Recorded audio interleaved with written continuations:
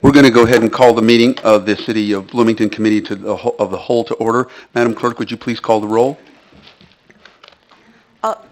Alderman Bray? Here.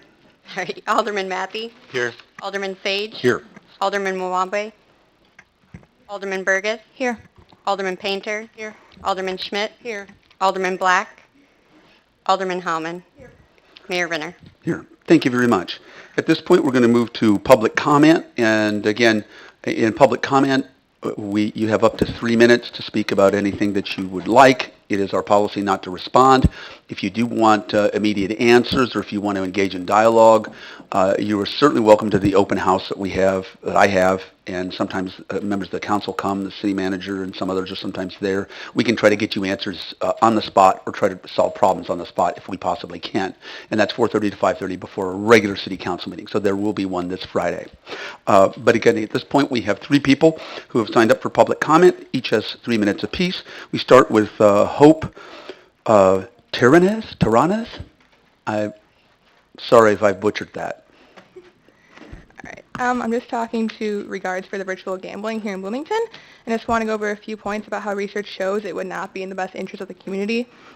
Starting off with, it's associated with a more rapid onset of gambling problems.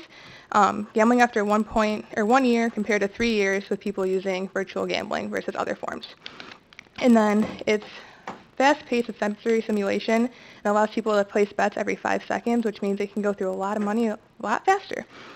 And then college students are already at a higher risk for gambling addiction, having a 69% higher increase, and these machines are exploiting people's vulnerability to addiction for no purpose other than financial gain, because they're actually now using skill-based games with things such as joysticks to target younger generations. And then, not this close to the public, is this thing called virtual real mapping. And what it is old gambling machines, everything has the same weighted of how often things will go. And this means that losing symbols are disproportionately given a high frequency on the pay line, meaning that people think they're getting closer and closer to actually having a payout. In reality, they're just trying to trick them into spending more money. And then virtual gambling available in bars and other environments where they usually are, where people are able to drink alcohol, leads to higher spending and more risky play, which is really just targeting them when they are drinking to spending more money. So this can also lead to a higher increase in gambling, addiction, and comorbidity to alcoholism. And one of the biggest issues with this gambling addiction is Bloomington already has issues with availability to mental health resources. So if we do allow this to go through and more addiction does become prevalent, they're not going to have as many resources to go to for treatment. Okay. Thank you very much. Thank you. Next, Robin Wolowski. Hello. So, as she said, we researched it today, and we would like to continue the moratorium for the virtual gambling. And in our research, one case of addiction that really stuck out to us was Kate Ciselja, a 36-year-old mother of 6 who most people would never guess was a recovering gambling addict. She told the world her story in a CNN special in 2016 describing the struggles she faced while addicted to slot machines that are otherwise known as the crack cocaine of gambling. Her story portrayed how gambling addictions can severely impact the quality of one's life and showed the side of it that most people don't see when looking at an addict. One quote from her story that really stuck out to us was, "In 2012, age 32, I almost took my life. I sat for 8 hours crying on the stool, the sounds of other machines all around me, just staring at the machine that had just swallowed the last money I had access to. The nil balance on the screen was too much for me to bear. Completely alone and feeling like there was nowhere to run, my brain was trying desperately to figure out how to kill myself in such a way that my body could be kept alive in order to let my unborn baby be delivered to term." As nursing students, we have seen firsthand how addiction affects people, and although the physical symptoms may vary, the economic and social consequences are all the same. Thank you very much. Thank you. Last but not least, Donna Bolin.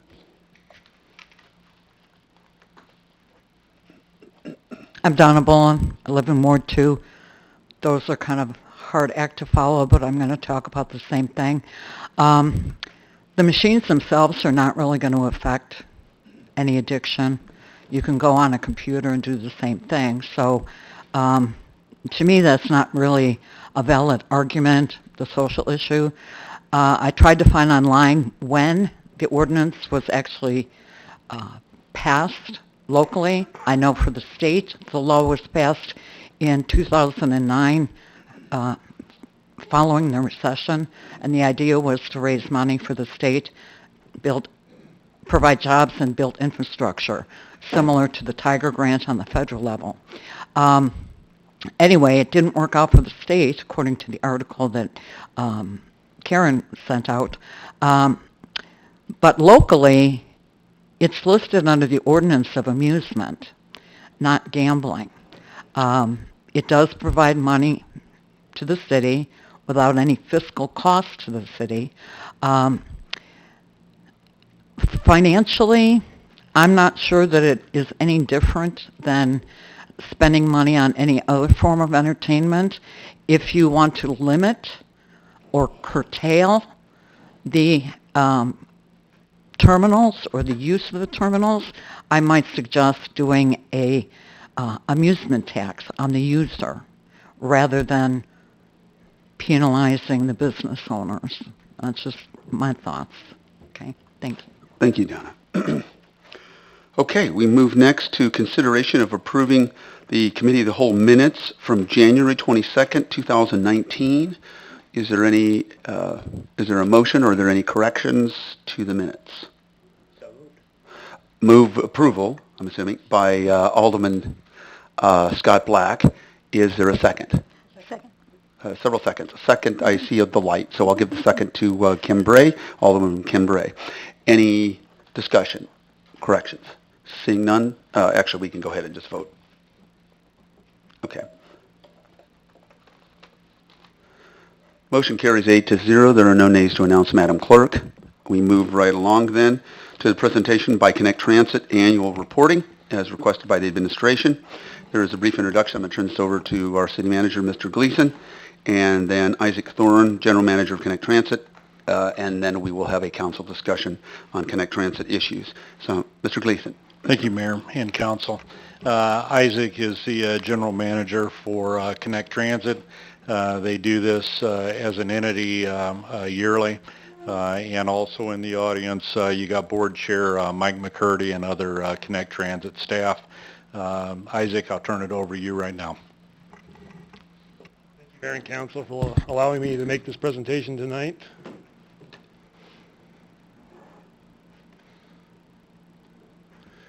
So I'm going to talk about a couple projects that we're working on currently. The Better Bus Stops campaign is a 3-year campaign to improve 157 bus stops. These bus stops have been identified as needing improvement based on need. So passenger data, number of people we're picking up at the bus stops. The plan is to improve these bus stop locations with shelters, benches, or just ADA concrete landing pads for passengers. The shelters and the seating are both in those pictures in the presentation. This is a huge need for the riders and improvement for their convenience in riding the bus network. One of the other projects we're working on are electric buses and purchasing electric buses and installing solar infrastructure. Connect Transit was awarded $7.5 million in federal grants over the last 2 years to purchase 12 electric buses and install solar infrastructure. Connect will start replacing buses in late 2020. We'll get 4 buses a year for 3 years. And then we're also going to be installing solar infrastructure. That process or construction will start in late May. That will help us reduce our energy costs at our current administration location and also help charge the buses. And these will be zero-emission electric buses. Now, one of the final projects we're working on, we still have plans to build a downtown transfer center. Myself and staff has been working with city staff on looking at locations to see if they'll work. Our next steps in this process will be to hire a consultant to do a site analysis, or what's called alternative site analysis, of all the locations in downtown, or possible locations in downtown Bloomington. They'll also do an environmental review process, as well as do conceptual drawings. And then we'll be able to determine our site location and also start planning to go out for grant funding for that for the state and federal government. And it's one of the One Voice projects on that trip. So this graph is a representation of our ridership over the last 10 years. We've increased, year-to-date, the ridership has increased 8.5% or 102,000 trips. And over the last 10 years, ridership has increased 37% or 828,000 trips in the last 10 years. Connect Transit had the largest increase in 2012 and 14, which I'll show you on the next slide. That's due to sustained gas or high gas prices, not sustained high gas prices of over $3 a gallon. Gas prices do affect ridership. Typically, when they're above $3, ridership will increase. When they fall below $3, it typically decreases. In 2018 and 17, we've been able to kind of buck that trend, and we've seen an increase in ridership. I'll also say, too, that for FY19, this year, we've had 7 straight months of increased ridership, it's been phenomenal compared to our peers. Ridership had a very large increase in 12 and 14. That was due to gas prices of $3.62 in 2012 and $3.36 in 2014, which I'll show you on the next slide. In 2012, we had a 21.17% increase and over 25% increase in 2014. 16 to 17 gas prices did go down. We did see an increase, though, in FY18 in ridership. If I could ask you just a very quick question for clarification as we're looking at this. What do you mean by peers then? Because you have regional peers and national peers. Yeah, so all of our regional peers are actually transit agencies located here in Illinois. So it would be Peoria, Springfield, Champaign, Rock Island, Decatur, Danville. And then national peers are all across the United States. Those are peers that we selected based on population, similar population of Bloomington normal, but also being university or college towns. Thank you. Yep.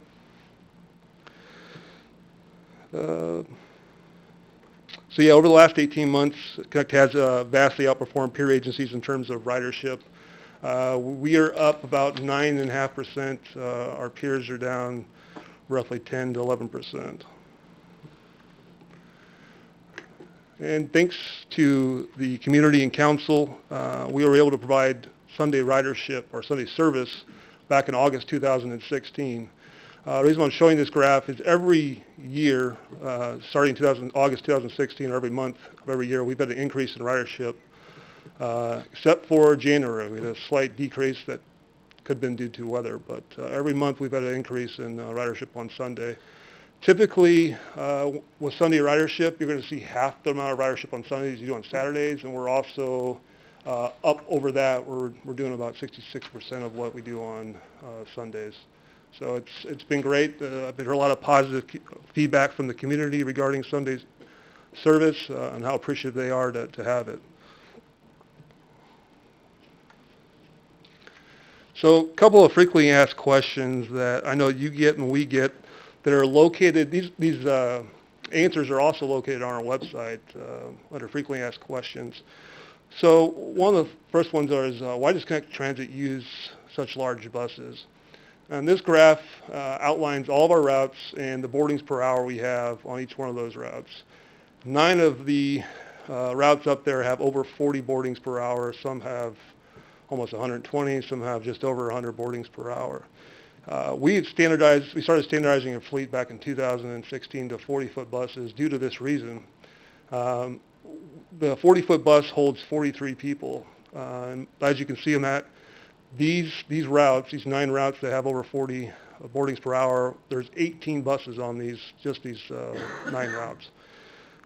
So when we pick up passengers, if we have a wheelchair, we pick up a passenger, a customer that's in a wheelchair, and we get them onto the bus, we're actually losing seats. We're down to 40 seats. If we have 2 wheelchairs, we're down to 37 seats.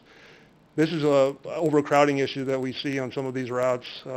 Primarily, these 9 routes are our most popular and have the highest ridership. So we standardize due to the number of passengers we have during weekdays, and also because the cost of inventory, parts inventory, it's a lot easier to standardize your fleet and reduce your costs that way than to have a 30, 35, and 40-foot bus. Then the last frequently asked question that we also receive a lot about is, can public transit be replaced with ride sharing? Connect Transit did a rider survey last April, and 69% of our customers use Connect Transit 5 to 7 days a week. However, they also use ride-sharing services also once or twice a week. Many studies have shown that customers use ride-sharing for social events between 10 p.m. to 4 a.m. and are more likely to use public transit, own fewer cars, and spend less on transportation. Providing direct door-to-door service is expensive. We know this because Connect Mobility is an ADA paratransit service that goes curb to curb. We pick up 350 customers a day, 7,000 to 8,000 per month, and we average 3 boardings per hour. That service costs us, it goes anywhere in the community, it costs us $36 per trip because it is door to door. It is no different for ride-sharing companies to have to go door to door pick up people. That's why we're seeing a trend with ride-sharing to go to pooling. And that is basically the same thing as Uber coming to your door or Lyft coming to your door. They're going to come pick you up on maybe a curb, drive you a few blocks, drop you off. You're going to get in somebody else's vehicle. It's pooling. Transit's most effective when it's running along a straight line and picking up mass number of people and dropping them off at a transfer center where they can get onto another bus.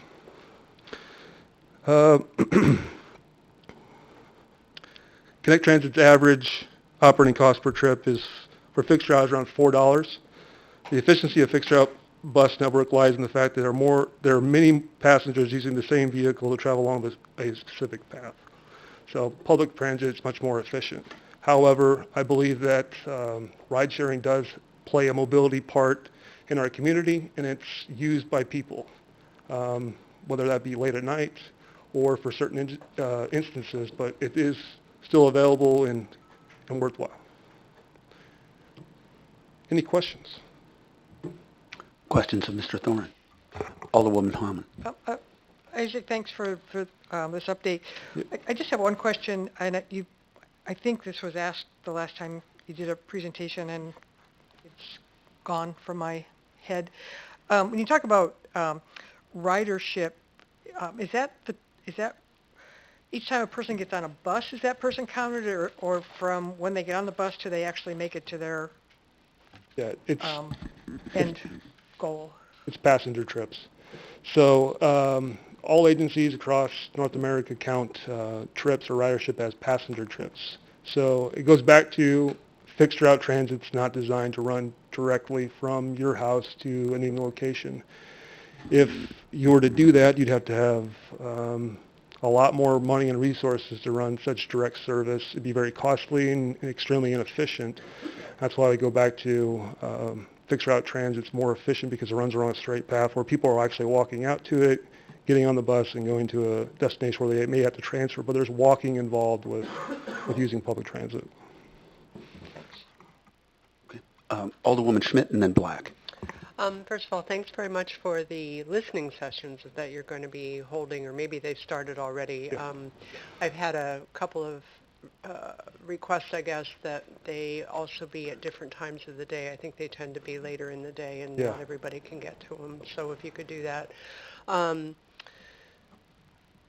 So when I hear feedback, and of course I hear the big bus question, and part of that has to do with some of the smaller streets, particularly in the west side, where people think if we had smaller buses, then you could sort of reschedule or reroute your buses and make it more convenient, and then that your ridership would even go higher. Yep.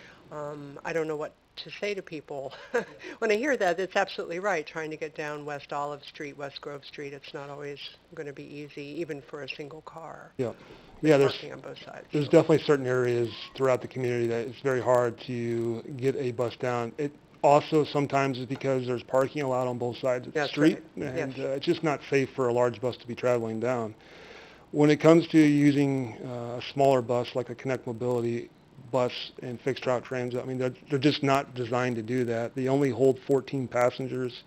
Once you get a wheelchair on there or 2 wheelchairs on there, it takes up immediately 2 to 4 seats per wheelchair. And it's just, again, when you start going down, when you stop moving down direct paths of streets and you start making lefts and rights, more accidents usually typically occur, and it's a lot less efficient and more costly for the system running that kind of service. That does not mean that there's not a place for that. There are certain areas that we do go down, still to this day, that we feel that are deemed necessary.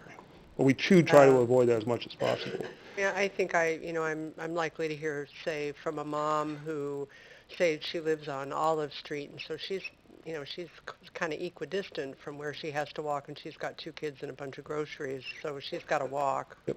And, so I get that question, why don't they have a smaller bus that can take me to the bigger bus? Yep.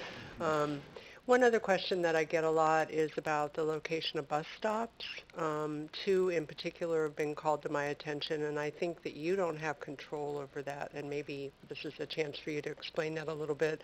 One is at the West Side Walmart, because as I understand it, can't get into the parking lot, and that's not on you. The other one is at OSF Hospital, where you go up the drive, and the stop is not at the door, it's like halfway up the drive, and then if you're going to the hospital, you have another bit of a leg to go to Correct. get there. So I'll talk about West Market Street there at Walmart first. We just last fall improved infrastructure at that stop. We have 2 shelters there. Yeah, it's Yeah, it's that's very helpful. Yep. It's still yeah, not optimum. yeah. It's one of our most busiest stops in the system, with 400 passengers a day going there, typically from downtown Bloomington on a Lime route to get to that location. We did install infrastructure at that stop, making ADA compliant landing pads there and 2 shelters. We did work with Walmart. One of the reasons why we did get out of the parking lot, it's a very long story, but we did work with the Walmart and Walmart management at the time. It's, again, going into parking lots, not safe when you're driving in, 2 4-ton bus in there. And then there's also pedestrians constantly going in and out of those buildings. So going in front of the doors is just not safe for us to do. In terms of OSF, again, we worked with them a couple years ago and installed shelters on OSF Drive. One of the issues, though, we still do have is on the Eastland side with OSF and Eastland Mall. And that's a very, very dangerous intersection that we are still working on getting some kind of pedestrian markings and flashing lights that notify people that there are pedestrians walking across the street here. That's been our biggest issue, and I heard from customers about Eastland Drive, and I've shared that with them, that we are working on some sort of solution to let people know that this is a pedestrian crossing. We do drop off around 150 passengers a day on Eastland Drive there around Eastland Mall. Yeah, well, thank you very much for continuing to ask the public for input. Yep. I also want to say, too, last time we did community engagement, we did do a afternoon, and was not well attended. However, you're the second individual that has told me that would like to see an afternoon one, so we are going to be adding that back in. We do more community engagement. And we're also probably going to do a Facebook Live event as well that will stay on Facebook, our Facebook page that informs people about the changes that we're proposing, sort of like a community engagement session, but on Facebook. So people can watch that video at any point in time if they can't make a meeting. Alderman Black. Thank you, Isaac. So I have a couple of questions. So one of the challenges that I've experienced, and to Karen's point, I have a lot of people too that will provide me feedback about routes, and this council doesn't decide on bus routes, and some people wish that we did, but I think we've gotten away from kind of this compromise and let's move it over one street kind of thing to be more scientific approach. And your staff has been wonderful at helping people with individual concerns. Are those tracked or reviewed, those suggestions for different routes? How is that feedback categorized? Sure. So there's 2 different processes. Obviously, if somebody calls in and complains, we do track those through our internal software, and by anytime has a complaint over the phone, we log those, and then through the community engagement process, we have people write on comment cards, and all those comments go directly to the board in the board packet before they vote on the matter. So 2 different ways, I see. Gotcha. And if you could go back to the slide where you're showing the different ridership on each of the routes, that one. It just seems to me at a quick glance that you got like 2 outliers here, Yeah. and kind of pretty much even elsewhere. And if I'm generally speaking just doing some back of the envelope math, I'm seeing about 60 different passengers per hour during the weekdays. So to me, that what I'm hearing is that we're basically turning over a bus and a half per hour Mm-hmm. of riders. Yep. Is that a fair way of Yes. thinking about that? Okay.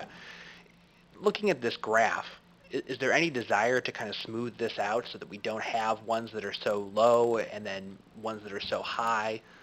These routes really, these are all geographically placed throughout the community. Mhm. There are certain areas that have higher density or transit propensity, such as their income level, and their social demographic information that tends to take transit more often than people that maybe live elsewhere in the community.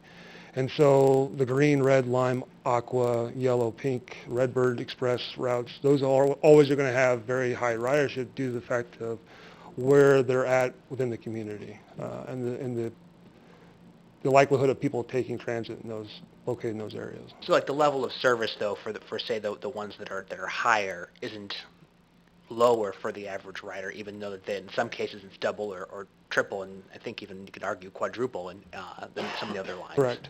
And then also a part of that is we're going to add frequency to those routes. So instead of making a 30-minute route, we're going to make it a 15-minute route because we know more and more people are going to use it in that area. So, for instance, one of the proposals we have that's going to the board in March, and we're out doing community engagement sessions now for, is adding frequency to the Lime route between downtown Bloomington and Walmart. Just on that segment, adding 15-minute service because we know riding the Lime route, just did this two weeks ago, is entirely packed leaving downtown Bloomington. It's stopping along Market almost at every stop until it gets to Walmart. Majority of the passengers get off there. It's the same way coming back from Walmart, going back to downtown Bloomington.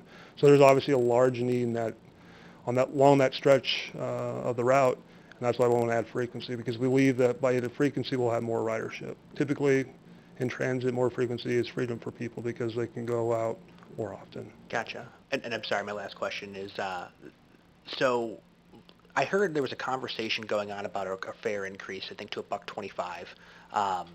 Are we anticipating, or what type of decrease in ridership are we going to see for that 25% increase? Yeah, typically, we pull this information from the TCPRP report, which is a Transportation Cooperative Research Project. They do reports on these types of issues, and typically when you see an increase of 25%, you're going to see a decrease of 7%. They're being very, very conservative with that number. However, Connect Transit has not increased fares in 12 years, and even though we've only had 3 community engagement sessions, right now we've not heard too much feedback regarding the increase in fare. It's been more focused on any discontinuation of service or more questions about what service are you adding. Gotcha. But not much information in regards of the fare increase.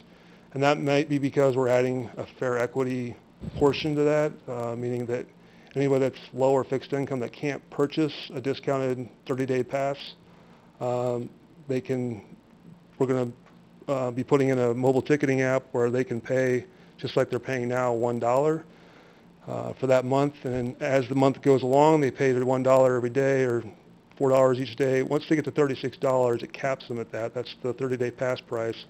And they have unlimited rides until the end of that 30-day period. Mhm. That might be because we're not hearing because of that fare equity portion. I'm not sure. Gotcha. But so far, I have not heard much about that.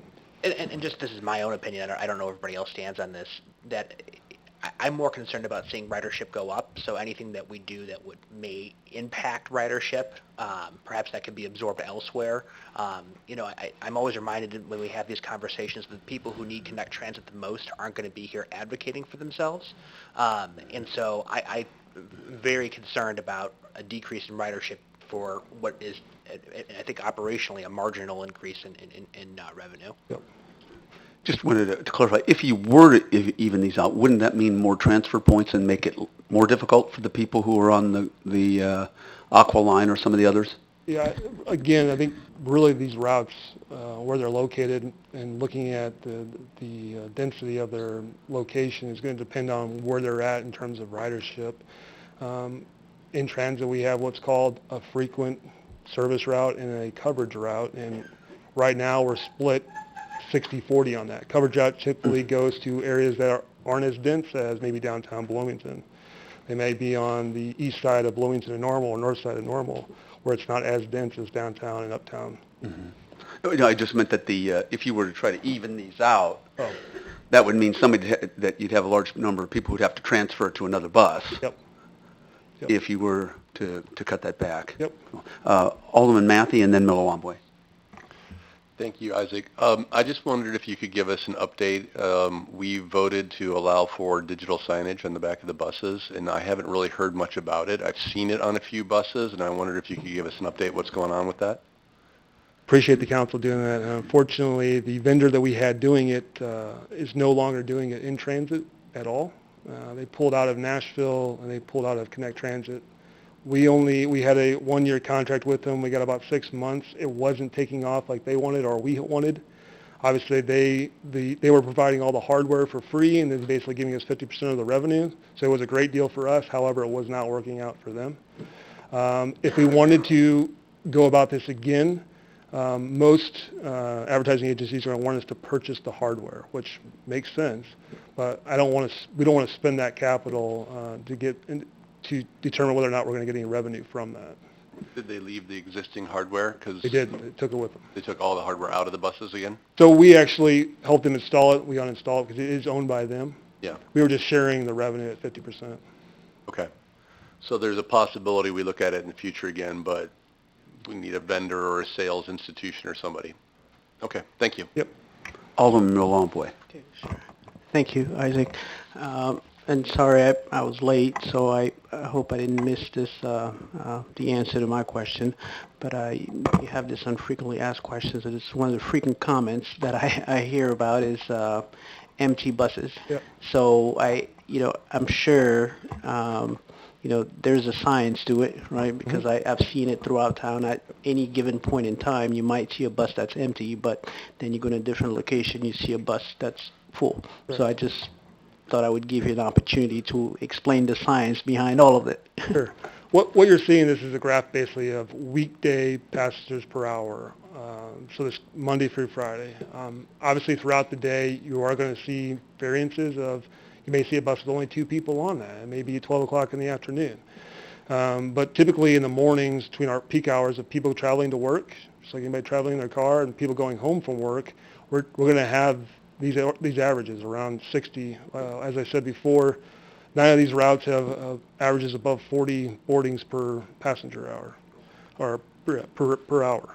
But there are going to be times when it's leaving the transfer station, it could be empty, or coming into the transfer station, it could be empty, and it fills up with people transferring from other buses throughout the day. And then again, going back to, there are certain routes that we do run. They don't have the density in certain locations where they may run, like for instance, the Blue has an average of less than 40 boardings per hour on weekdays. And there's some other routes such as the Tan or Olive that has lower boardings per hour. But majority of our ridership comes from the 9 routes that have over 40 boardings per hour during the week. Hopefully I answered your question. Alderwoman Bray. Thank you, Mayor Renner, and thank you, Isaac. Just to double back a little bit on the downtown transfer center and the site analysis that's to be conducted. Can you share a little bit about your process, what you're envisioning, and then at what juncture you'll be bringing us into that mix? Sure. So like I said, I've been meeting with staff. We've identified a few locations that may be possible areas for the consultant to look at. The reason for the hiring the consultant, it's needed if we are going to apply for federal or state funding. And the reason why it's needed is because you have to have all your environmental review requirements done. You have to make sure it's not a historic area. All these check marks that the FTA or Federal Transit Administration and the state of Illinois are going to want to see before they're going to ever give you money to actually build or construct this transfer center. And what the consultant's going to do is they're going to look at our routes, what our needs are as far as how many buses do we want to fit at this transfer center. Is this site location going to be big enough to use this land? And they're also going to look at how our routes are, where our routes are currently at on Front Street, and wherever location we choose, how our route's going to get there. Is that going to mess up our timing? If we have a 30-minute route, and we move it 5 minutes away from the current transfer location, is that going to make it a 35-minute route? Because that'll hurt us, and we'll have to try looking at finding ways to fix that. And then lastly, they're also going to give us conceptual designs of the possible transfer center at that location. So, and that's going to take about 6 months. But then there's also a public process or public input process where we have to go out to the public and get their feedback. I think what my thought would be I would take this to the Tech Transit Board on the final site. Before I did that, after I did that, I would come and talk to the council about this site location. But we are working with City Manager Tim Gleason and staff on these locations and if they're going to be desirable for the city and working with their economic development here in downtown. Thank you. Appreciate those details. Thanks. Thank you very much. We appreciate it. And thank you, Mr. Gleason. Thank you to our staff. Thank you to Connect Transit and the Connect Transit Board, Mike McCurdy and others who are here with us. Thank you. We move right along to our presentation of the FY 2020 budget, overview number 2, as requested by the Administration Finance Department. So we have a brief overview by our City Manager, Scott Rathman, and we have budgeted a 15-minute council discussion. And so I'm going to turn this over to Mr. Gleason. Thank you, Mayor and Council. This is round 2 of our budget discussion. The first one, Scott, go ahead and come on down. First discussion was at Committee of the Whole in January. This is the second, and the budget is taking shape. We're still a ways from the finish line. Definitely have council input on some of the things that we're going to share tonight. We're seeking council input. You'll see on some of the items the one and done type of projects that you'll see. That still is open to council input as we discuss this, but time's running short, sort of. We've got the proposed budget will come before council on February 25th, so a week from tonight. Something that we've done this year, and it was a combination of the request from you guys. We're not printing the proposed budget. We know it's going to change. There'll be a couple of printed copies, but the link will be available to everybody. That's going to save us a little bit more than $3,000. So it's a little bit different, but that's the logic behind it. The last 3 slides are going to be mine, and at this point, I'm going to turn this over to Scott. This presentation is also going to be linked to the agenda item that Interim City Clerk Leslie Yoakum will put on the site either this evening or tomorrow morning for everybody to view. Scott?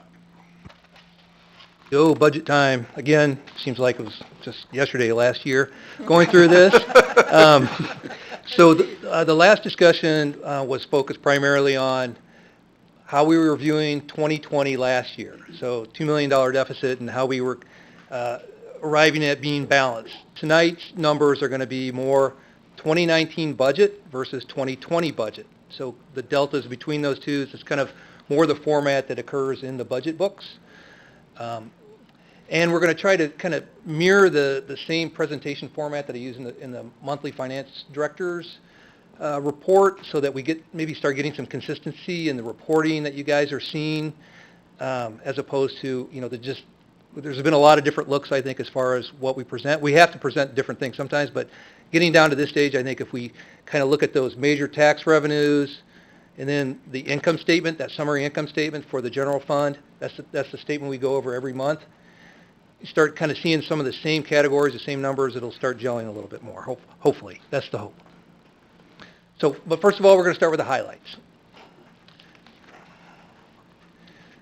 So all the budgets are balanced. Citywide, we're at 221.6. That's a pretty significant increase over 2019, 11.5 million. It's 5.5%. I'm going to skip down, going out of order a little bit. Capital projects, 39.1 million, increase of 12.5 million over 2019. So you can see that the citywide budget, the primary increase is related to the capital projects, mostly related to water and motor fuel tax. Got some significant projects going on in those funds. General fund, balanced at $105.8 million, almost $106. It's just a $1.6 million increase over 2019. As we discussed last time, it's balanced. We took a more realistic look at, that vacancy savings number, incorporated that into the budget. We have some revenue increases. Let's see. Cost controls, don't want to forget those. I think we have a pretty good cost control environment here at the city. So, and we've incorporated $500,000 worth of cash for equipment. So that's another recurring theme I wanted to bring out. We want to wean ourselves off that capital equipment lease, and the only way to do that is we got to start biting away at it. So we have $500,000 associated with that, and we actually found $1 million for the one and done projects in the capital improvement plan. General fund balance. At this point in time, we're working on 2020, but we project all the way out the end for our fund balance. This is really being driven by our surplus that we're projecting for 2019 because we balanced the budget for 2020, so basically we're kind of showing using all the cash. So that's why it says pending FY 2019 surplus. Right now we're looking at, the last report I did was $1.5 million. It fluctuates $1.5 million to 1.9, but I'm coming back to the $1.5 million, looking out the window, you see the snow and ice budget just exploding on us right now. We're already $150,000 over budget. We're snow and ice. Looking back through history, I think I mentioned this last finance director's report, we've had overages of $300,000 in snow and ice back in 2014 to like being way under budget in other years. So it's one of those items we can't control that much. So that's just suggesting our general fund balance, we're going to dramatically exceed what our ordinance suggests, which is 15%, which would be about $15 million. We're going to have over $20 million. Yes, sir. We ended 2018 at 19.4, so very healthy fund balance at that point. So adding on the 20. So very likely we'll hit, worst case scenario, we'll hit 20 million. Right. I will comment that one of the things we may address at the end of this year, if we have that surplus, is whether or not we want to take an additional bite out of that capital equipment lease and pay cash for the equipment that we purchased this year instead of going down the capital equipment lease route, towards the end of the summer. Because what we do is we pay cash during the year and then we do the lease afterwards. We don't want to do the lease ahead of time. We were burned in the past, I guess, by doing a lease and not purchasing all the equipment, and then we were paying interest on the lease that we didn't utilize. $1.9 million for cash for equipment, I almost skipped that. So not only in the general fund did we use $500,000, but $1.4 million in the enterprise funds paying cash for equipment.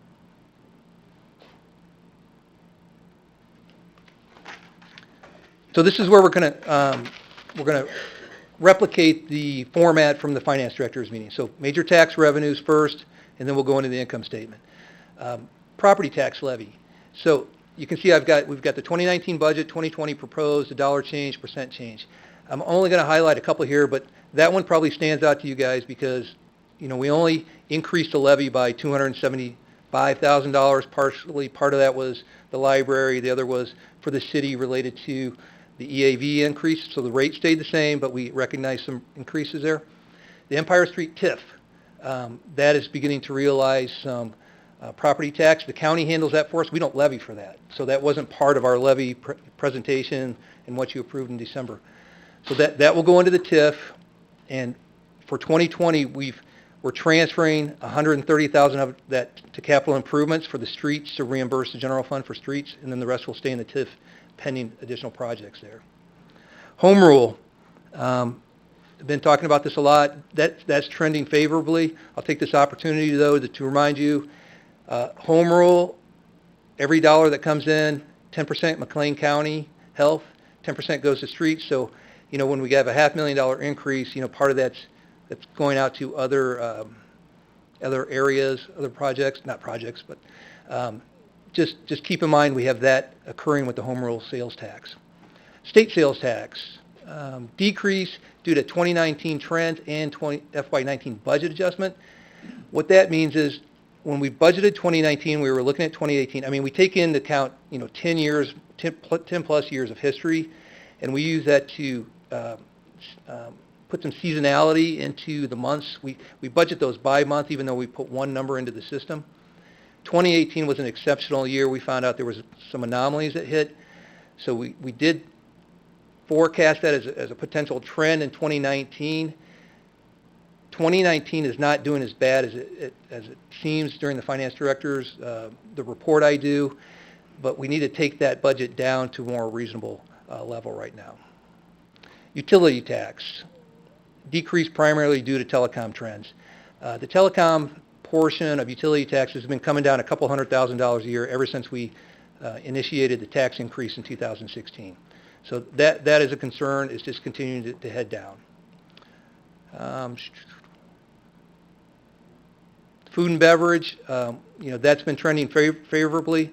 So increase over prior year, $70,000. Any questions on that schedule? Go ahead, Scott. Thank you. So once again, the general fund is balanced. We incorporated the $500,000 for cash for equipment, approximately $1 million for capital projects. This is the revenue portion of the statement we review every month. We split it into 2 slides just to make it easier to see and run through the numbers. Very briefly, I wanted to highlight the use of fund balance. The increase in the BCPA, $775,000. So they're improving the HVAC and the roof system there. Those are restricted funds. They're not in part of the $19.4 million general fund balance. And then we're needing to utilize $300,000 from the utility pension reserve. Those are also restricted dollars. So the tax levy for police and fire pensions is not enough to cover the contributions for the year. So we're dipping into that reserve. And as I've mentioned in other presentations, our assumption is that reserve will be depleted by 2022 or 2023. Just highlighting briefly, the investment income increased due to rising rates. Everyone's aware that interest rates are going up. When we did the 2019 budget, we weren't sure that was going to be trending upwards, so we're seeing a significant increase just due to that.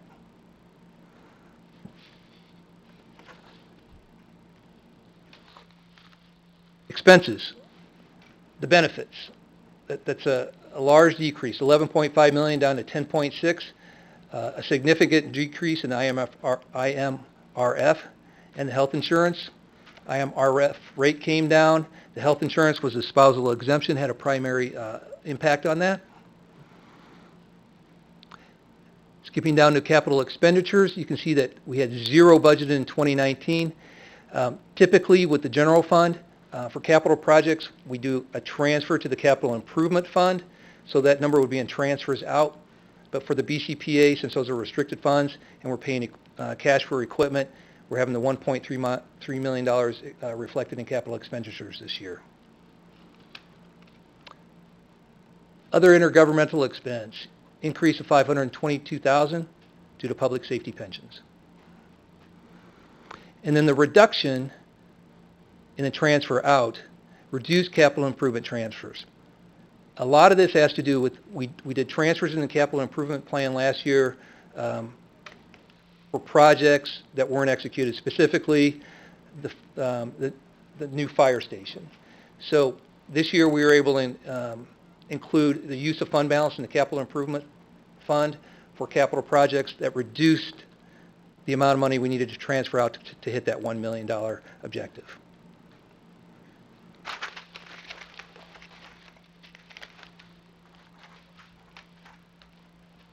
Citywide budget. Citywide, we're balanced. $39.1 million in capital projects. Material changes over last year. The rate increases that were approved went into effect. I mean, they went into effect for 2019, but we had the automatic rate increases for sewer, storm, and solid waste. That is part of what's driving the capital project increase. The $4 million increase in use of fund balance due to those large projects. So motor fuel tax and water, they've been accumulating fund balance over time. Large projects planned for the year. Coinciding with that is this intergovernmental revenue increase of $7.5 million. It's an increase related to Locust Colton CSO project. Dollars are being borrowed for that from the state, so those were reflected in intergovernmental revenue, even though they're borrowed. It's a source of cash.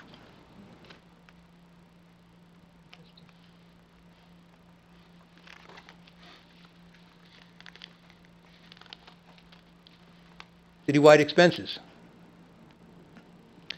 Again, you can see in benefits, this is just a reflection of the item we just discussed.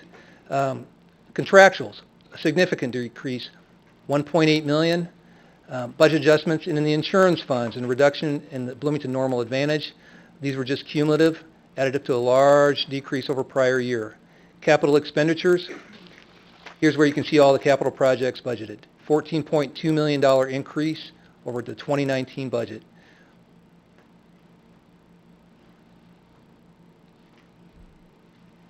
I'm going kind of fast, but there's a lot of detail here.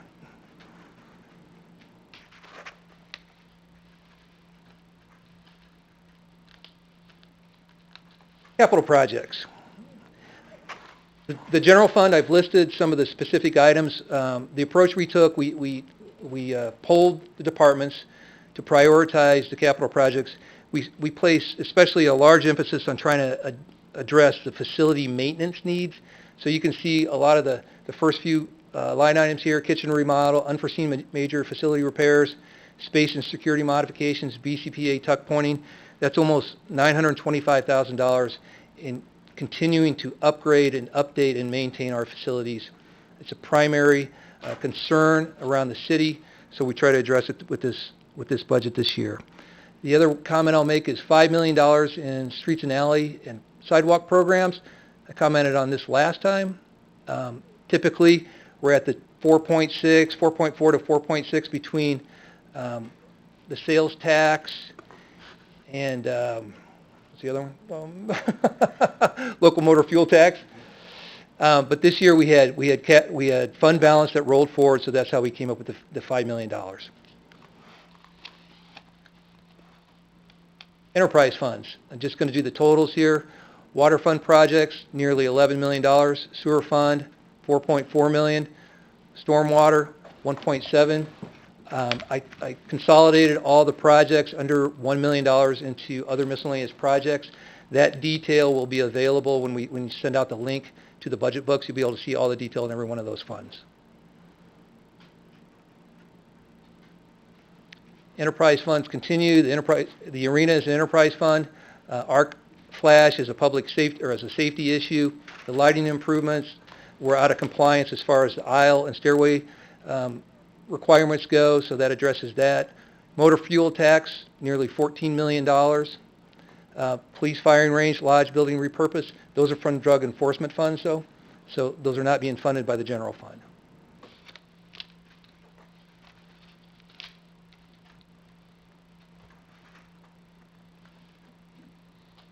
So I'll roll pretty fast through that. The budgets are balanced. We have strong goals for capital and infrastructure, maintaining our facilities, but we have tremendous needs for addressing other capital around the city. Everyone is familiar with the pool issues, things of that nature, so I'm going to turn it over to City Manager Gleason now for that. Thank you, Scott.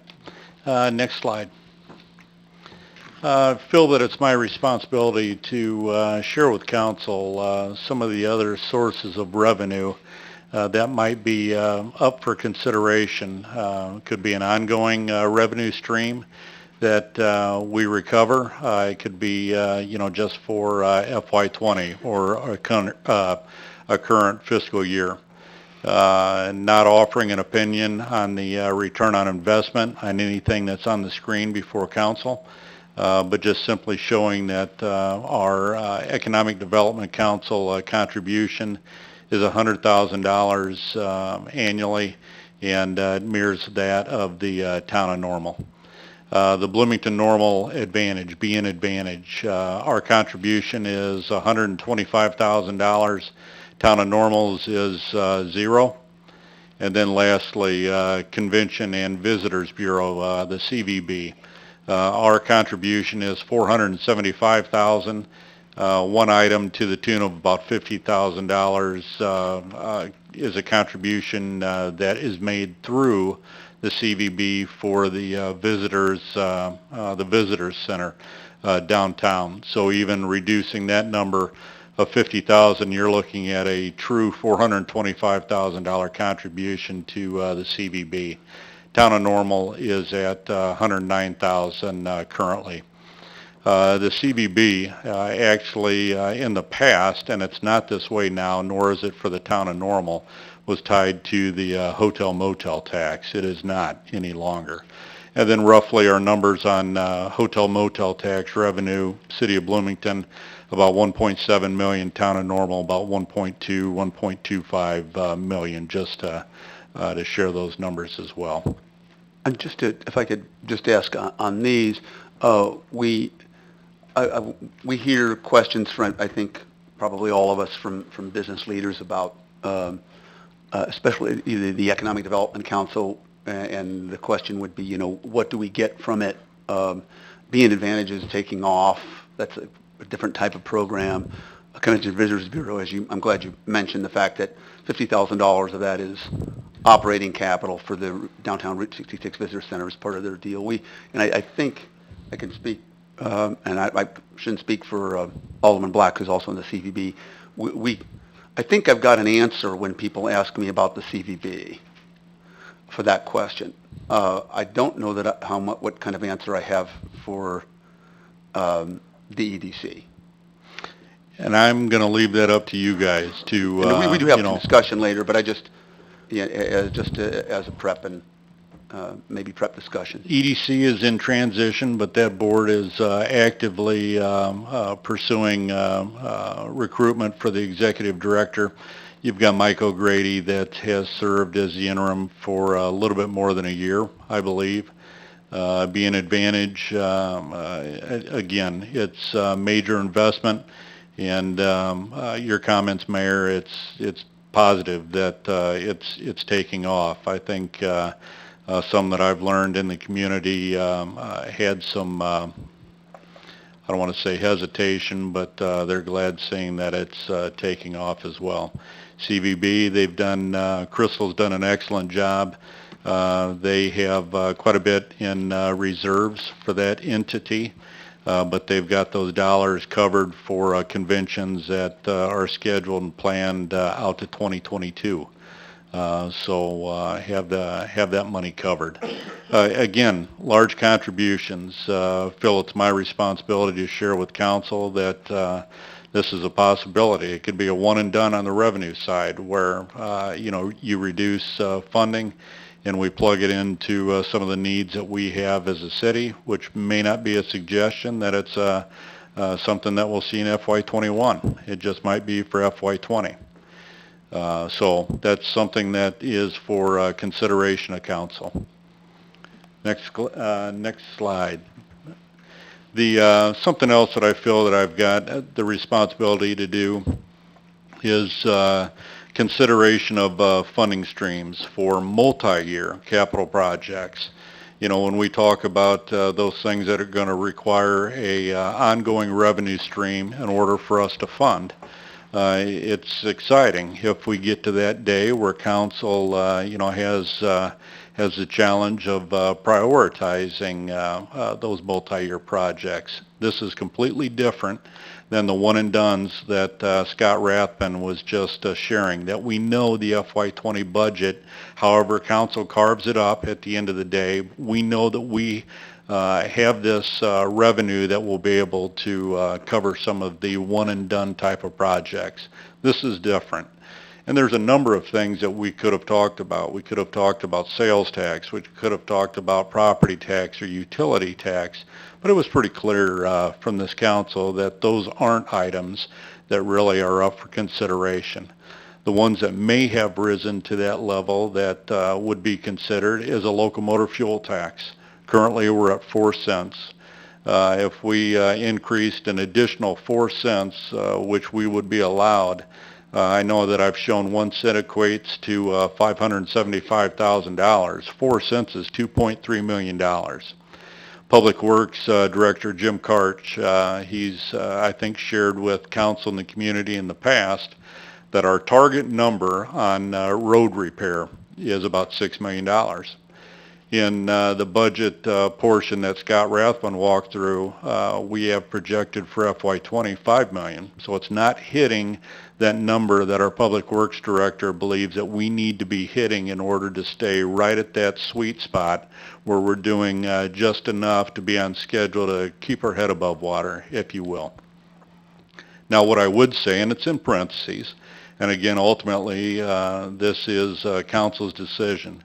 But if we were to do something like this, and I feel this way about any new funding streams or the budget in general, I actually enjoy this conversation. I know that Scott Rathbun is our finance director, but I'm a numbers guy.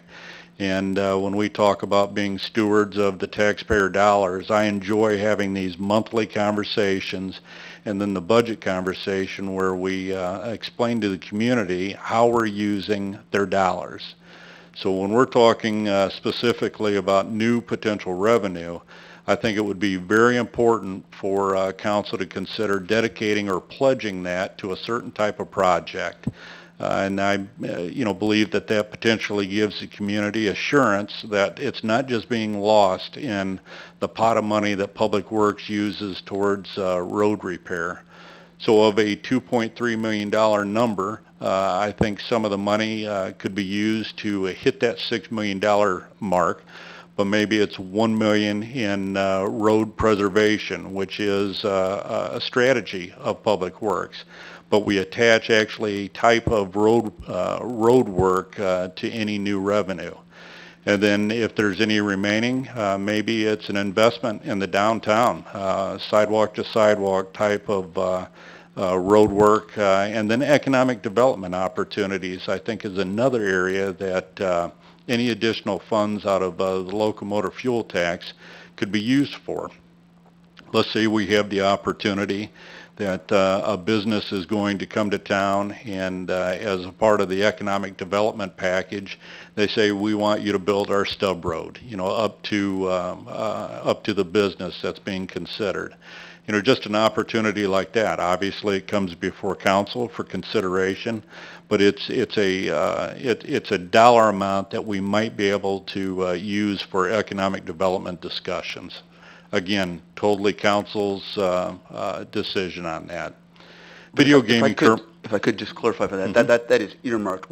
No future council can take that money and do anything other than streets infrastructure repairs.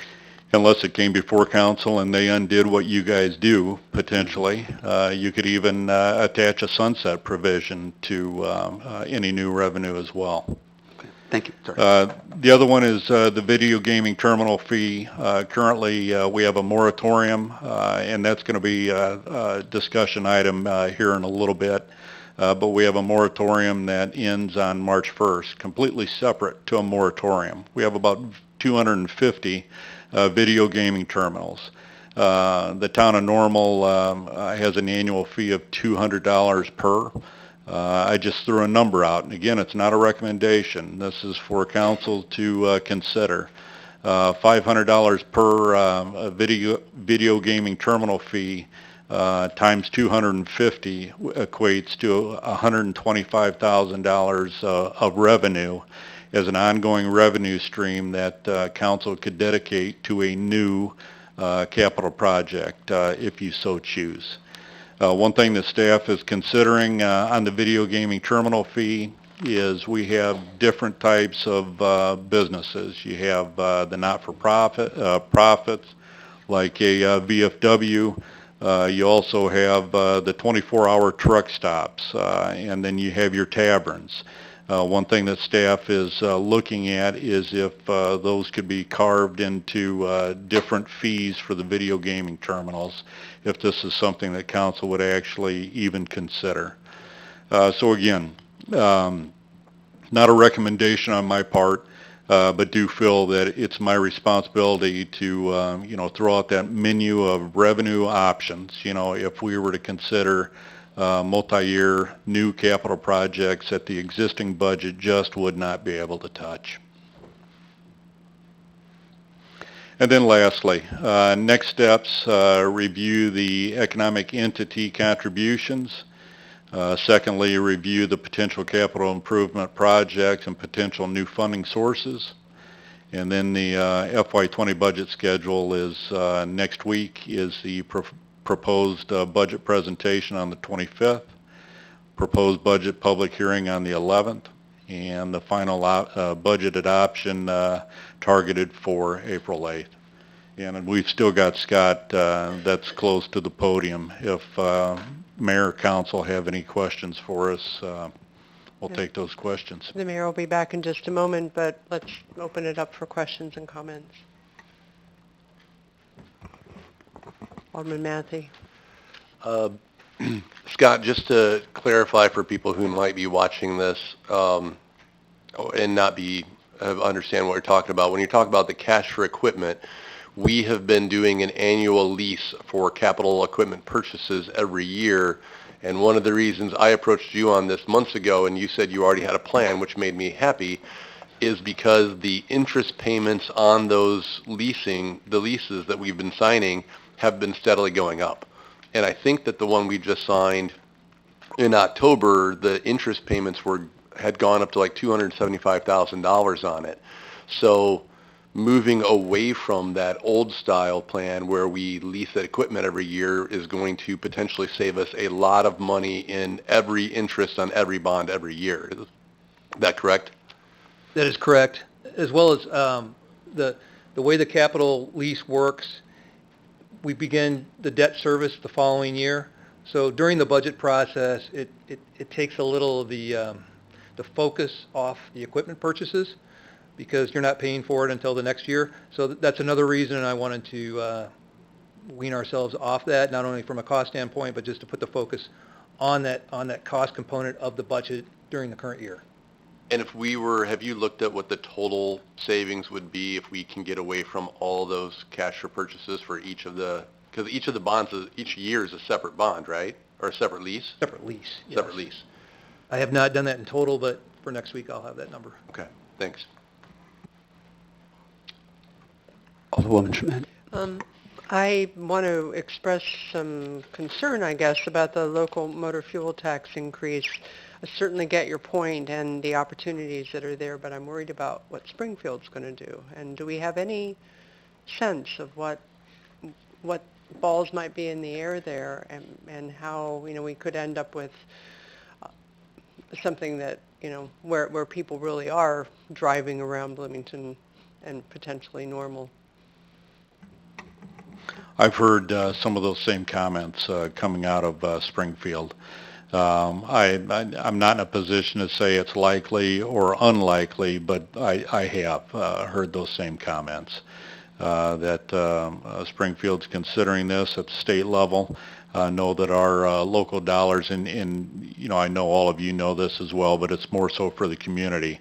The local motor fuel tax would be targeted for City of Bloomington roads that are not currently covered by the state motor fuel tax that the city receives. And I think the figure is roughly 30% of the people who pay that tax are not Bloomington residents. Is it still approximately the same? I've heard that number as well, Mayor. Other comments? Again, this is not the final one. Oh, excuse me, Alderman Black. Yeah, thank you. I just wanted to point out here, I've seen a couple of ways we've gone about going about the budget cycle, and this is really the one that calls out the best that I've seen, is some of these donations or fund transfers or grants, that gets wrapped into our whole $220-ish million budget, correct? Right. So when people say that the city's budget has increased a certain amount, a couple $1 million, and from last year, some of that may be captured in increased revenue, but also some of it's captured in terms of either grants that are received by the city or donations, like in the case of the BCPA. That is correct. Yes. Okay. Cool. And as we go through this, I'm sure there's going to be more numbers coming, but I'll be very curious too about FTEs. I've heard FTE counts thrown all over the place over the last few years, and you can measure that in a lot of different ways. But I'd love to see like a graph or some numbers of year over year, just FTEs, and then maybe way we parse it out by some are help removed and not and included, because that does impact us, and that helps create a clearer picture for the public. Yeah, there are two FTE exhibits, one in Budget Book 1, one in Budget Book 2, and I'm not sure how far they go back. I'm doing this from memory right now, but we'll provide that. I just hear a lot of people that will talk about the way the numbers have either gone up or gone down depending on their political persuasion, and just nice to have a really clear, perspective on that. Thank you. Other comments? Alderman Milwaukee. Sure. I think some of the concepts and ideas that were presented, especially by City Manager Gleason, were intriguing. I think there's an element in it of really taking matters into our own hands as a city and not wait for things to happen to us. So the part that's intriguing to me especially is on the economic development front, where we would be really taking charge, if so to speak. But I also would like to, so I'm certainly open to entertaining the discussion because of that, but I'd like to hear more details down the line. So for example, when we're talking about reducing our contribution to certain economic entities, I want to see what that looks like in terms of what we can do with that money. Are we going to be able to be more effective, for example, if we were to do that? So those are the things that I would be looking at. If we're talking about increasing motor fuel tax, then what does that mean in terms of the kinds of projects that we're going to do? And I know you've alluded to some of them, but I'd like to see more detail down the line, because of course that would come with nobody likes to increase taxes, but I think there may be some interest on the part of the public if they see some clear return on the investment. So those are the things that I'm looking for. Thank you. And actually, a quick response to that. When we're talking about new revenue, it actually, Isaac Thorne with the Connect Transit presentation that we heard earlier, some of the challenges in the West End neighborhoods, it's the roads, I get it, but also, we could use some of the local motor fuel tax money as investment into some of the bus stop areas to improve the pathway to the actual bus stops. One thing to your comment, and I should have mentioned this before because I'm a firm believer in this as well, where if, find a very prominent location on our webpage that has pictures of how we are using this project money. If we're doing a local motor fuel tax project somewhere in our community, I even like the idea of signage, so that the community as it drives by can see how we're using their dollars. We're not going to win everybody over, obviously, if council chooses to do something like this, but it's my experience that the community appreciates identifying, doing a better job of telling our story and how we're using their dollars. So point taken. Thank you. Anyone else? Okay. Thank you very much. And thank you, Mr. Rathman. Thanks. Next, we're going to move to a presentation of the 2018 accomplishments, and I'm going to turn this over to Mr. Gleason, and we have up to a 15-minute council discussion. Mr. Gleason. Thank you, Mayor and Council. This is exciting, at least to me. I think I just did mention in the last discussion about telling our story. And Council is faced with many challenging decisions to make. And we as municipal government do not do a good job of telling our story, of sharing the different things that we've done as a community. You guys will see this, unless I'm directed never to do this again. You guys will see this every February, and it's going to have just a quick overview of the accomplishments, for the prior year. So what I did is I asked council, not quite, Scott, bring it back some, and you're wanting to get out of here. So, and I'm not gonna read it word for word, but this was a task a couple of months ago, 3 months ago maybe, that I gave the department directors, told them this day was coming, and they did a good job of, highlighting the different things that they feel that they accomplished. And this wasn't necessarily locked into a $5 million project. If I had a department director that felt something that they changed, a function within their office that really transformed things or made things, way better, that's the kind of stuff that I wanted to hear about. That's the kind of stuff that I wanted to share with the community. So it's not necessarily those high dollar items, that might be a little bit more glamorous than some of the stuff that you're going to see in this report. This report is going to be easily accessible. It's not a PowerPoint. It's just like what you see before you with the handouts, and those were provided to members of the audience as well. But tomorrow, this will be a quick link on our webpage so that anybody in the community can look at some of the stuff that we're doing. Rather than read the message from from me, I think the thing that I want to highlight on this page is you guys stressed when I was hired and started July of last year that the partnerships and the relationships with our other partners in the region, the town of Normal, McLean County, some of the funded entities, it was critical. And heard that loud and clear, and firmly believe, as you do, that when we work closer together with the partners in the region, the wins that come, they're going to be even greater if we pull together. So that's really what I wanted to share there. Next page, Scott. First one is administration, and again, I'm not going to read all of these, but I'll just hit some. Finance Director's Report is something that we started and really do enjoy that, and have received a fair amount of positive feedback from you guys, but also members of the community. That high level 30,000 view look at taxpayer dollars, the revenues and expenses. Cost was reduced and staff efficiency increased through consolidation of the Water Department and Public Works. This is going to be an ongoing savings of about $250,000. There's been other smaller reorganizations.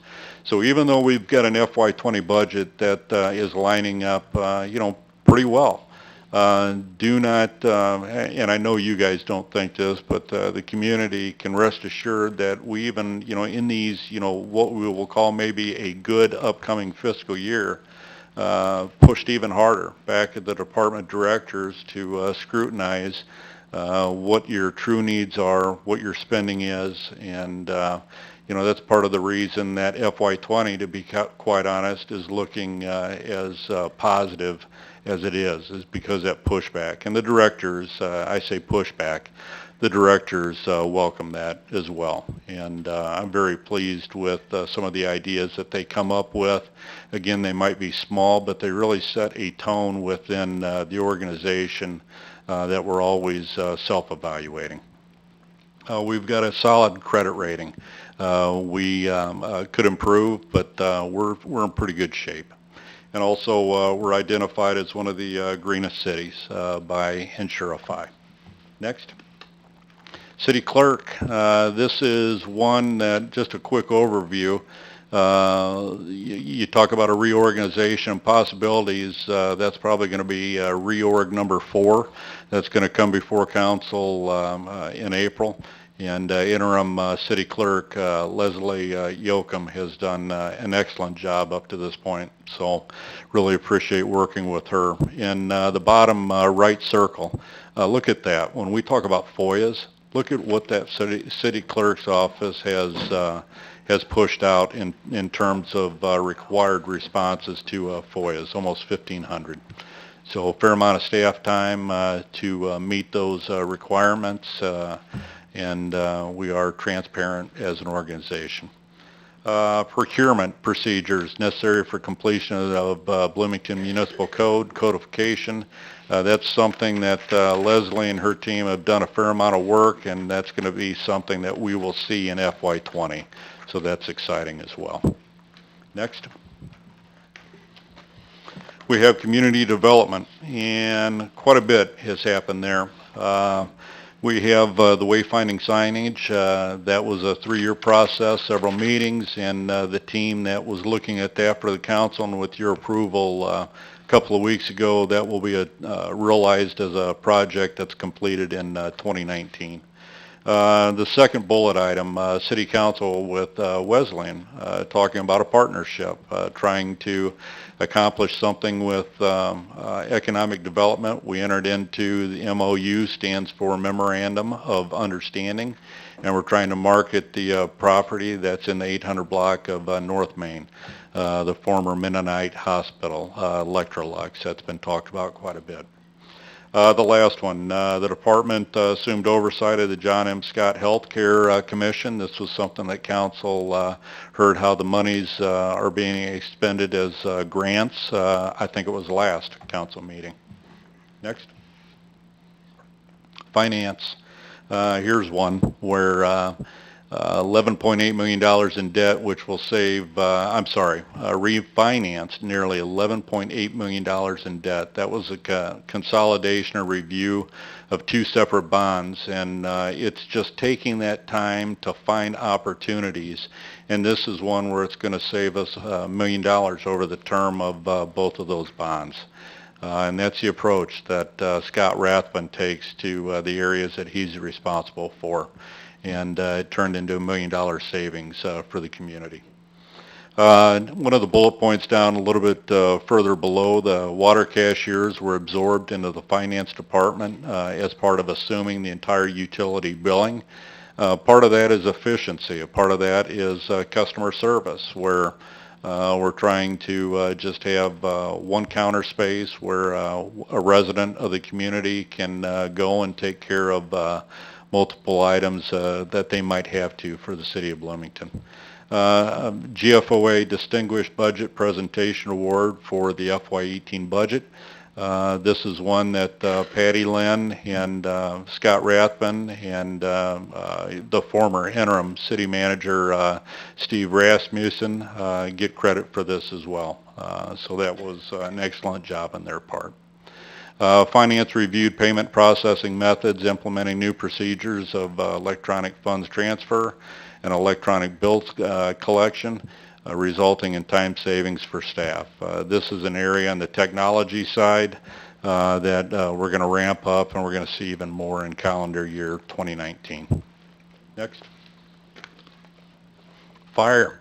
This is one that Fire implemented a new records management system, allows for information sharing with the town of Normal, and provides enhanced reporting capabilities. We're close to being fully staffed in the fire department. That's something that Chief Moore has shared that has not happened, I think in the time that he's been fire chief, and I don't know how far back it goes, but we're getting a little bit closer. The outdoor warning siren activation system, that's something, given my past experience, that's near and dear to me, and it was upgraded with a new Motorola radio system. Next. HR. This is one that they implemented a diversity enhancement group initiative to focus on ways to improve diversity recruitment across the city. And then also on the second bullet point, you talked about the city has realized an overall 10% reduction in medical insurance benefits. Premium amounts due to positive claim experience, decrease in dependent enrollment amounts, and ongoing membership in the IPBC. This is one that, in regard to this, in regard to the benefits, council has been very clear in the direction given to staff. And I think staff has responded in providing, scrutiny of the benefits that we currently offer, trying to strike that healthy balance where an employee, which truly is our greatest resource as an organization and to the community is compensated in a way that is appropriate, but not to extremes. And HR has done an excellent job of, I think, delivering that to council and the community. Next. IS. Look at that on the right. They delivered Office 365. We were IBM Notes prior to, and during the project, over 3.6 million emails and 170,000 calendar entries were migrated. And that totals 768 gig of data. That's one that I'm very proud of, was a part of.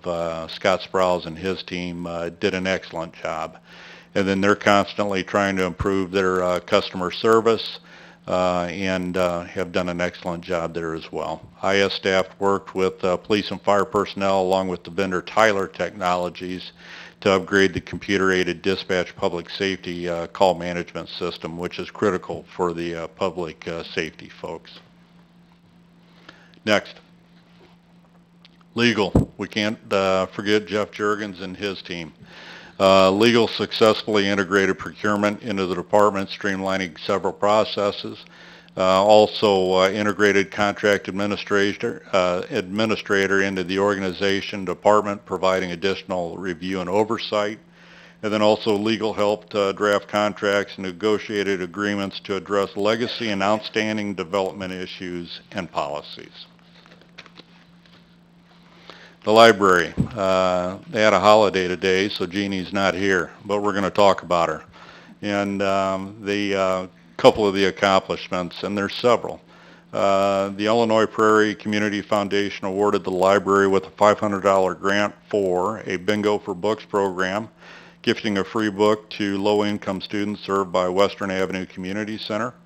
And then also a couple down from there is the partnerships that they have, ongoing partnerships that they have with both District 87 and Unit 5, very active with both school districts. Next. Parks. Jay Tetzloff is the director, and a number of things. If you see in the bottom right, North American river otters rarely reproduce in zoos, but we did. I don't know if Jay was playing Barry White or something, but you know, something good happened at the zoo, and so there you go, Jay. But a lot of great things come out of our parks. Jay does an excellent job, and also the biggie. I think we celebrated this past summer. Department celebrated its 50th anniversary. Next. Police. This is one that police in 2018 issued 85 body-worn cameras. That's council action that you guys took in the fall, and it was approved, and it's something that is now implemented throughout the department. It's the time that we live in society, and it's an excellent tool that council approved and made that investment to protect the officers and also protect the community. When you've got video and audio, it really does tell, the majority of the story. It captures that. So that was excellent work on the part of the police department, ultimate council approval by you guys. Police officers work very closely with the Boys and Girls Club. And then also, if we go back up to the middle, during 2018, the department made a concerted effort to increase social media followership. It's my understanding, according to Chief Wheeler, and I'll get into this after this presentation, when we talk about crime and some of the upcoming things, I believe that we as a community are more aware of the crime that's occurring because of this effort that you see in bullet point number 3 by the Bloomington Police Department, and that's a good thing. Being as transparent and trying to be as open as we possibly can is a great thing for the community. Public Works, Jim Karch. There he is back there. Staff proposed eliminating a $1.1 million subsidy from the general fund to the solid waste fund with solid waste fee and service changes that council approved last year. So we realize that as well. The engineering division began testing drones, so cutting edge stuff. It's very interesting to use them for design development of engineering projects. And then also the department partnered with McLean County to reduce congestion and crashes at the intersection of Twana Barnes Road and Ireland Grove Road. And then also, on the right there, it talks about how many lane miles we are actually responsible for in the city of Bloomington, and it's 800. Big number. And far more to come in 2019, I promise. What I did is I really rolled through this very quickly. Again, it's going to be attached to the website, so anybody in the community can reach out and look at this. But I don't want to go so quickly that if there are questions, the entire department director staff is here, and if council wants to call any of them up for additional information, because again, I went through this very quickly, and I want to give them the opportunity to speak to any questions or comments that council might have. Thank you. Thank you, Mr. Gleason. Thank you, staff. Thank you, department heads, everyone, for all the great work that you've done. I think you deserve a round of applause.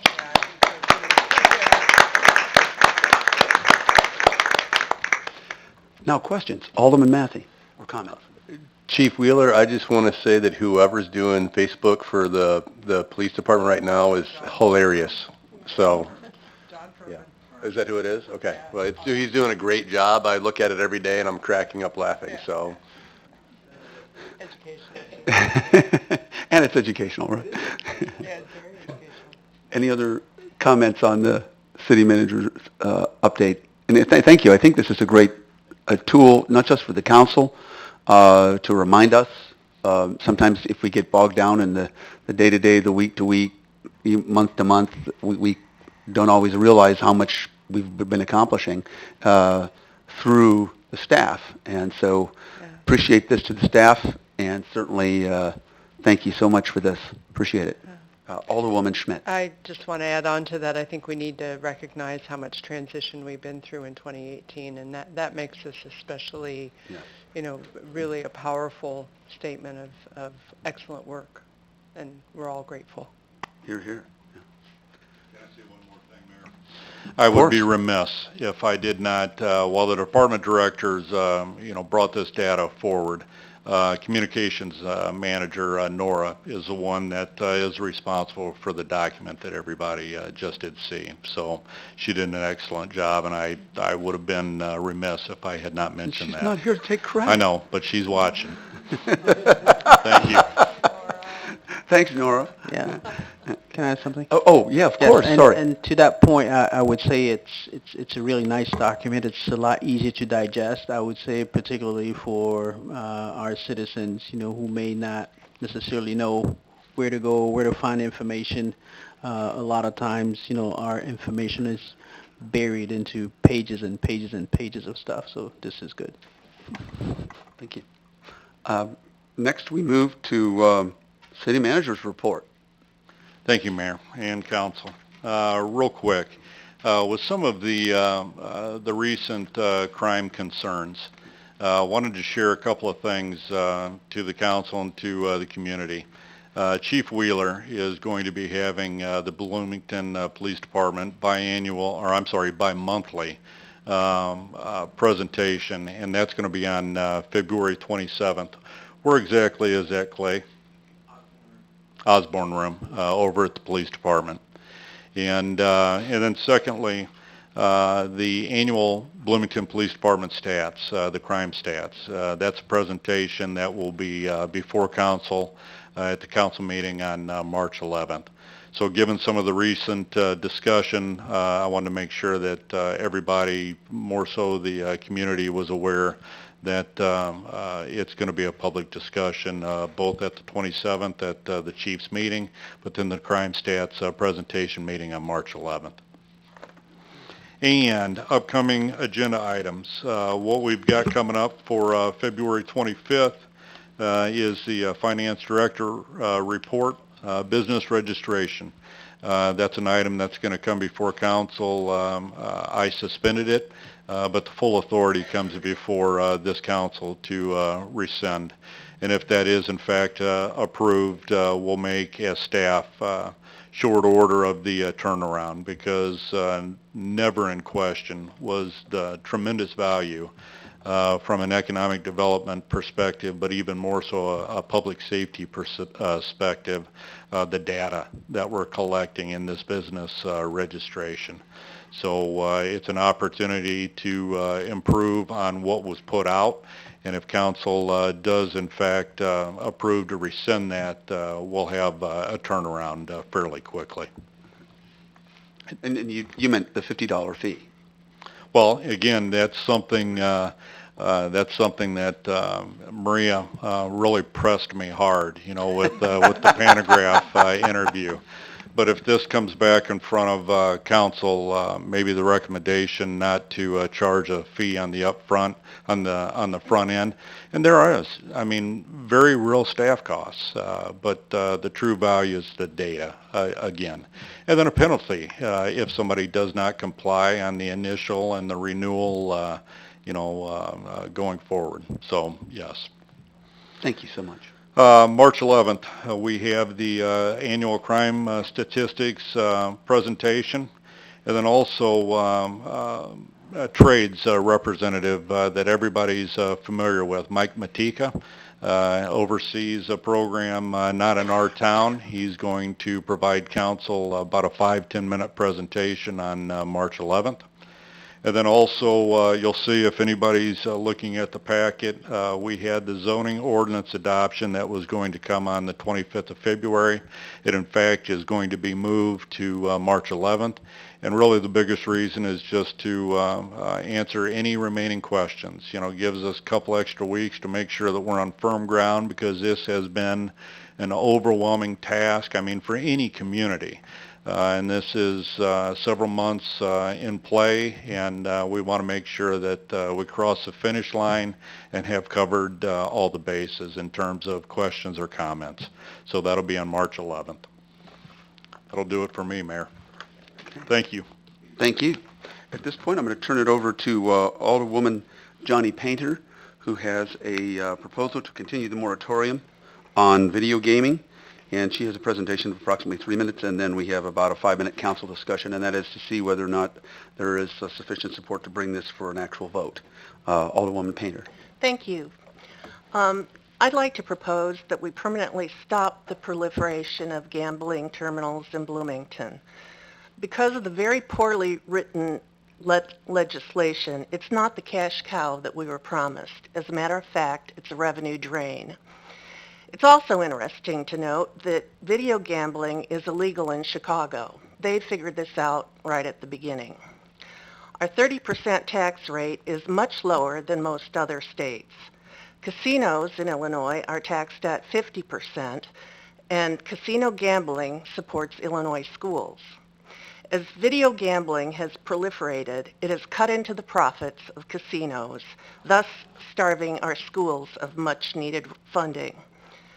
Let's clarify exactly what's taxed. After everything has been wagered and won, what's left over is taxed. Last year, that amounted to nearly $16 million in Bloomington.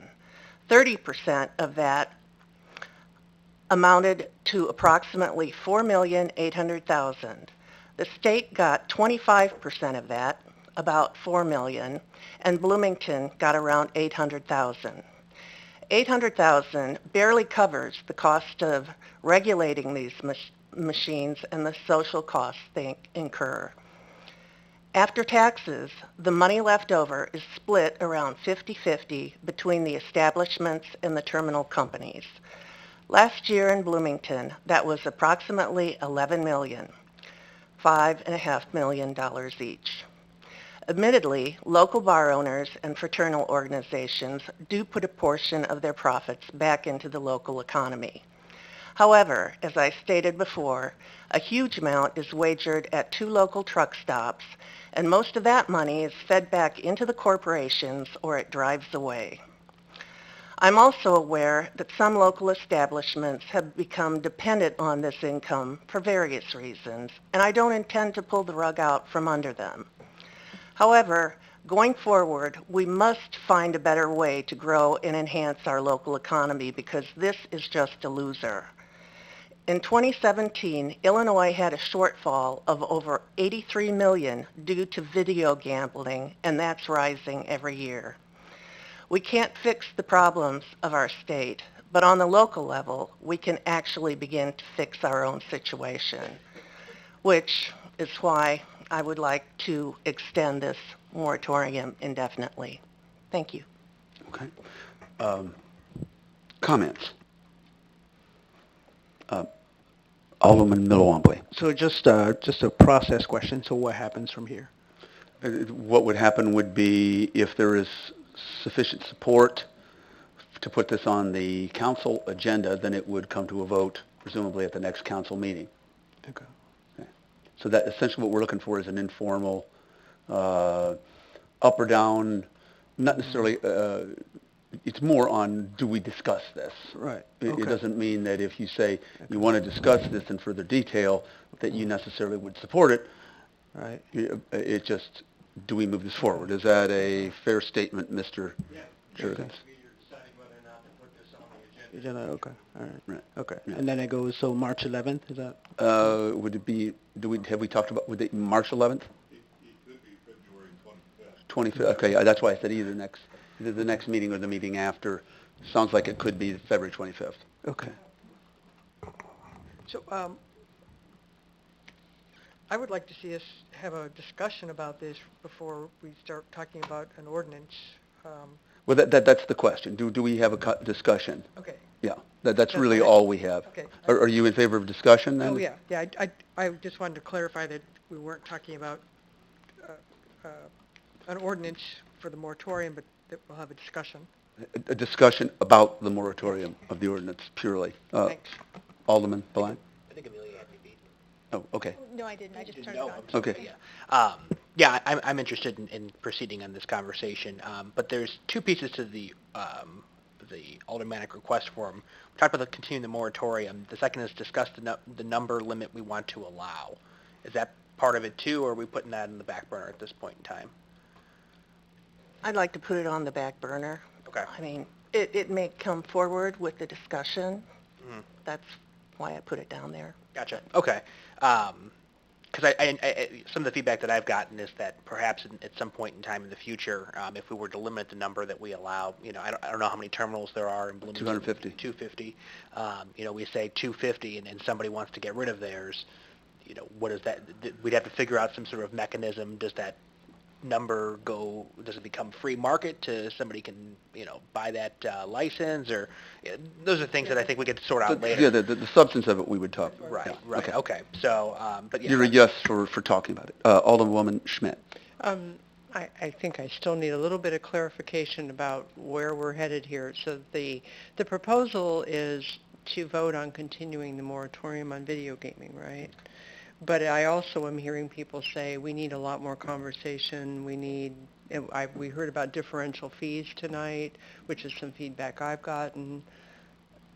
So what are we actually saying that we're supporting here? Are we supporting a vote that says we will have a moratorium, or are we filling in some blanks At this to point, shape an ordinance? we are just, as I understand, Alderwoman Painter could certainly weigh in on this. I mean to cut that off, but just legally, we're just saying, do we want to put this on an agenda to talk? Yes. That's all we're saying. And that's a Yes. Okay. Alderwoman Burgess. Okay, now you've confused me. No, not you, Karen. I appreciate what you brought up, but I thought I understood what the proposal was, and now I'm not so sure. Because my concern is we have expressed, I think many people on council have expressed a problem, and we're looking potentially for a solution to that. I'm very supportive of just further discussion of our concerns about video gaming. I feel like it's too soon in the process to say we only have one potential outcome there. So if it was a conversation focused solely on whether we continue moratorium, I would prefer to broaden it to look at all the potential, maybe not everything under the sun, but at more potential options to solve the problem that we have. Is that acceptable? Yeah, I am curious though, what do you mean by that?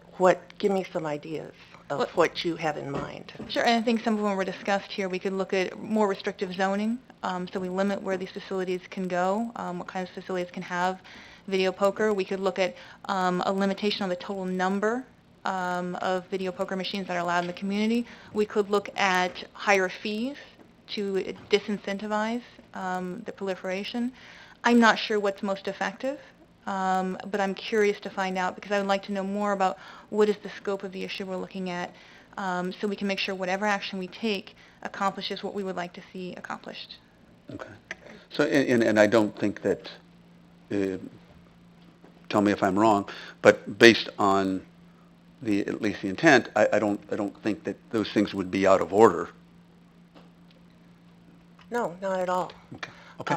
Alderwoman Bray. I like this idea, but I would like to suggest that we have a moratorium that will sunset come March 1st. So maybe we need to take this in two bites. The first bite being, do we extend the moratorium and get that on an upcoming agenda so that we don't sunset the program or the plan that we have at this time, and then we plan forward for the for the other details, because I think that would serve the community best potentially, right? I think that would be a good idea. Yeah, because Amelia has quite a few questions and concerns, and I think that would take up quite a bit of time for discussion. So, yeah, I think start out by extending the moratorium and then discuss it further. Okay. So then we could probably put that on the agenda. On the 25th. Meeting the 25th to vote to extend the moratorium and then go further and agree that a future agenda item would have this kind of work group It would think. separate the conversations, I think, as... May I ask a clarifying question here? Are you talking about like 30-day extension or, I mean, are you take the putting a appetite of the time group. block around that? Yeah, we might want to take the appetite of the group as to when the next conversation would move forward. Mm-hmm. Any other? Alderman and I had a similar question to what Karen was asking, because I was actually thinking even a little longer than 30 days, not knowing what it would take to kind of put all those details together, because I know it seems to me like it's developing into a more complex conversation, and in order for It is, and for actually Jeff we're to put getting together, into the weeds of yeah, it, but at this an point it ordinance really that's was just, sensible. so I take it that's a yes for having a conversation. Right. And then regardless of what the council decides, the council could decide or to vote on an extension. Right. Of But the what I would like, moratorium. what I was saying is that I would like, for maybe Jeff to weigh in terms of the amount of time that the moratorium, because they're the ones who are going to do the background work in terms of trying to figure out what all the options are, right? The license, the fees, and the locations, and all those things. I would assume that you'd have to do some background, some research, and a month might not be enough, right? There's so much stuff going on. I don't know. I think what I would ask is, and I think what I would ask if there was an extension of the moratorium, that could be an agenda item on the 25th.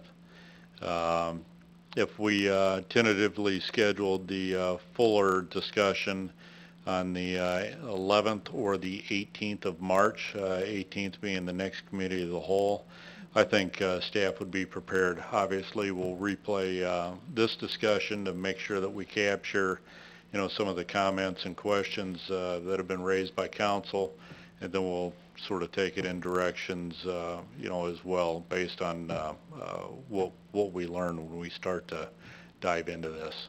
Yeah. So I guess I'm asking for clarification.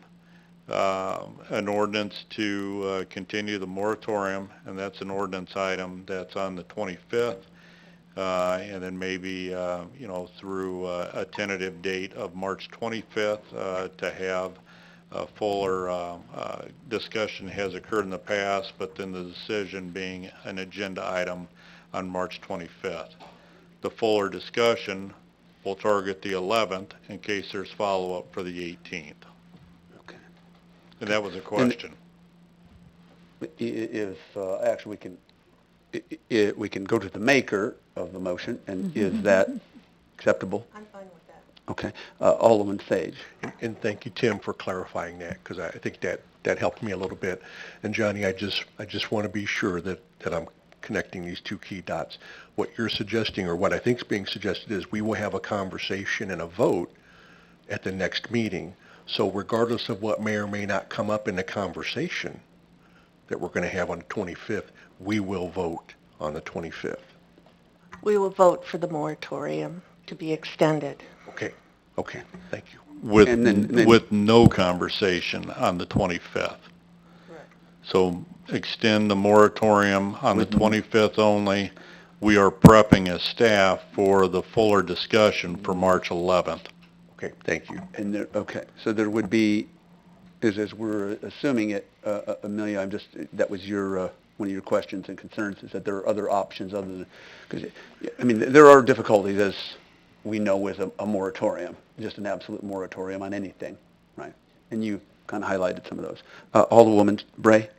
I just want to make mention that we're entering the spring break era, and if we want to engage our constituents and also make sure that we have our staff fully staffed to study this, we might want to push the timeline back just a little bit when it comes to our larger discussion and our study, and maybe go into April for our study and our discussion and then our votes.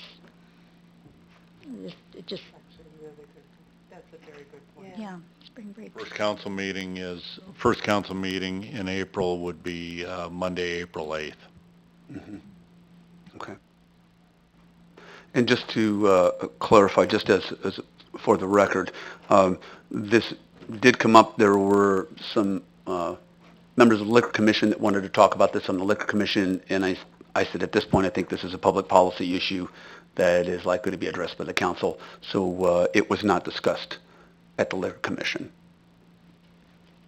Although we do always ask if somebody if they're getting a particular type of license, if they are going to have any intention of putting in video poker machines. It's a question that's asked for the record. Okay. Anything else? Okay. I think we have an option for an item to come forward for a possible vote, which would extend the moratorium only a week from today. Okay. All right. Thank you very much. At this point, is there a motion to adjourn? Moved by Alderwoman Howman. Is there a second? Second. Second by Alderwoman Schmidt. All in favor signify by saying aye. Aye. We're adjourned. Thank you.